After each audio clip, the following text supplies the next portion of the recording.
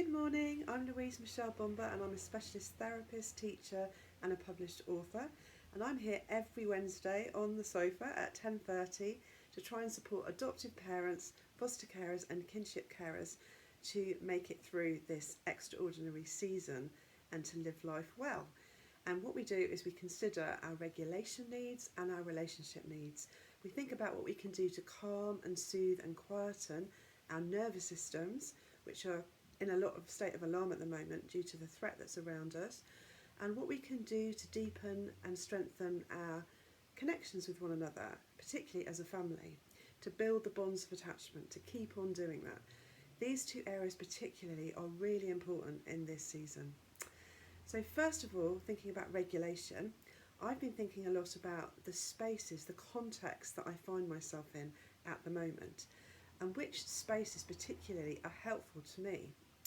I don't know whether you've thought about that for yourself. Like, for example, when you have your exercise that you can go out and do bits and pieces, where do you choose? You know, if you can only choose one, where do you go?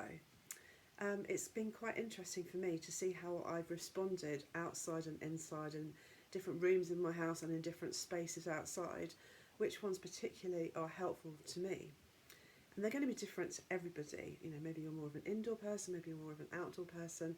But the spaces that we create for ourselves, or the spaces that we take ourselves to, really do have an impact on our states, on our well-being, and on our nervous systems as a whole. So I think it's actually really important that we pay a bit of attention to that, don't you? Particularly when we move forward out of lockdown as well, in terms of creating the right kinds of spaces for ourselves and for each other. Because we really need to know what works for us as individuals and what works for us as a family. So I want to set you a little bit of a task this week, if I can. I'd like you to just really think about where you would take yourself, indoors or outdoors, if I asked you to find a peaceful space. Now for me, it would be to our allotment project that we go to as part of Touchbase, called Plot 22. We partner up with a charity which does amazing work in this beautiful, beautiful allotment. And I just love going there. It's so quiet. I purposely get there early so that I can just have a bit of time just on my own, just to be amongst all the plants, all the colour, all the beauty that's there. You know, it's just really special for me. And what about if I said to you, I want you to find a space that is comforting to you? Now for me, that would be under a really big oak tree. I love sitting under trees, particularly when all the leaves are there and you've got that canopy around you. It's really special. And what about if I said to you to choose a hopeful space? Now for me, that would be on a hill. I'd have to be high up, where I had a sense of perspective, where I could just see a lot, and where it was really clear on a clear day. That for me would be a hopeful space. And what about an energising space? Now I'm really lucky because I live near the sea. And for me, being on the sea or even looking at the sea is so energising. But my particular favourite would be being on a kayak and just being out on the sea, or being on a boat out in the sea. To me, that would just be brilliant, especially if there was some wave action. A beautiful space, where would you choose? One of my favourite places in Sussex is a place called Ashburnham Place, and there is a lake there that I love to go and walk around, and I just sit in the sun, and I just find it such a beautiful and a peaceful space. And what about if I said to you, you're feeling a bit sleepy, so a sleepy space, a place where you wouldn't be disturbed, a place where you could probably have a nap, you know, a bit of a kip in the day. Where would you choose? So for me, I think I'd probably lie on a picnic blanket somewhere on really nicely mown lawn. I'm just thinking about when I used to live in London. I used to live all near Kenwood House on Hampstead Heath, and I'd be somewhere like that, you know, just lying down, just looking up at the sky, particularly if it's on a clear day, looking at the blue sky and the clouds. That to me would be a brilliant place to have a kip in the daytime. So I just want you just to think, you know, what works for you, whether it's outdoors or indoors. You're already picking up for me. I prefer being outside, so I'm quite pleased to hear the news that I can go out more from Wednesday today. So yeah, I just want to be able to do that, because for me that really helps me being outdoors. But everybody is so different. You know, maybe there's a particular room in your house or your flat.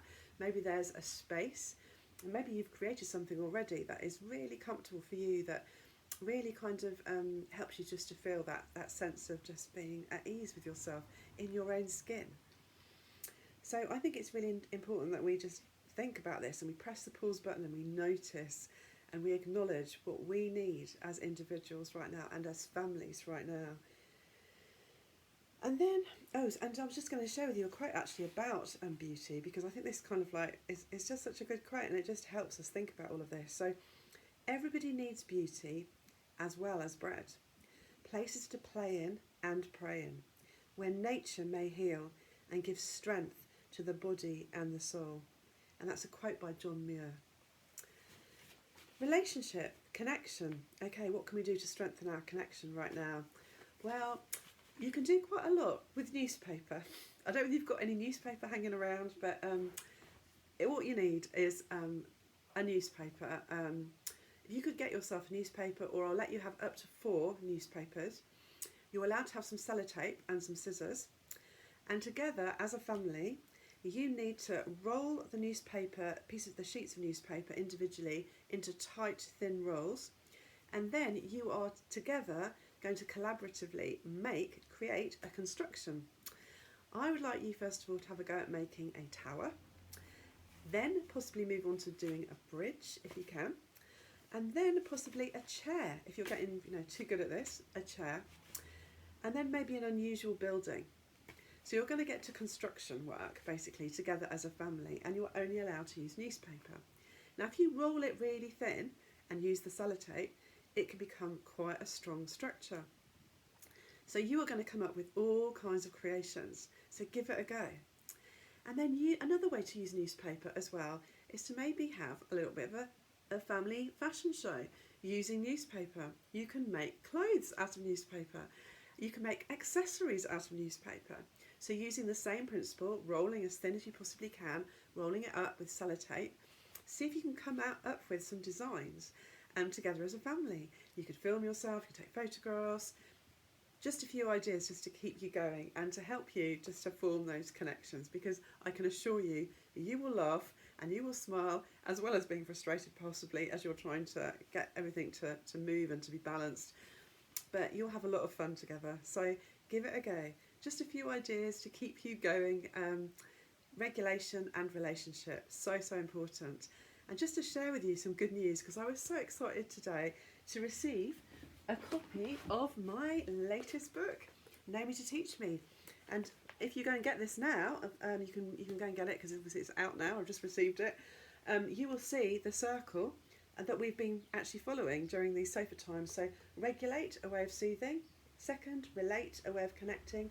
And then as you go round, you'll see there's reason and there is repair. You'll notice that I've been really staying over this side because we're in a time of invisible threat at the moment with COVID-19, and I really do believe that regulation and relationship are our foundational piece for being able to function, ourselves individually and as a family. So that's why I've been staying over here, and I've been encouraging schools as well that when we first go back that we stay over here and we don't get into reason and repair until we have really kind of attended to our regulation needs and our relationship needs. So if you want to know more about that, or if you would like your school to be involved in any of the training that I'm doing, I'm running a series of webinars, and the first starts today at 11 o'clock. So you might not be too late if you have a look on Eventbrite, or if you follow me on Twitter at the Yellow Kite or Touchbase UK. You can find me over there on Facebook as well, Touchbase Brighton. And there's a series of 3 webinars for education staff. So get your education staff, your teams around your children involved. Flag up that I'm running a series of webinars, and I really hope that they are helpful for this season, because we are going to be thinking about transitioning back to school, re-entry into school, and we need to do that in a staggered way, don't we? So let's get everybody on board. It takes a village to raise a child.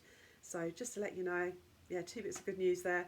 New book and my series of webinars. So pop along and see if you can get a ticket, because there should hopefully be a few left. We've really increased the size of our webinars, so hopefully everybody will be able to get a space. But we'll be running them again after half term if you miss your slot. Okay, bye for now. Stay safe and stay strong.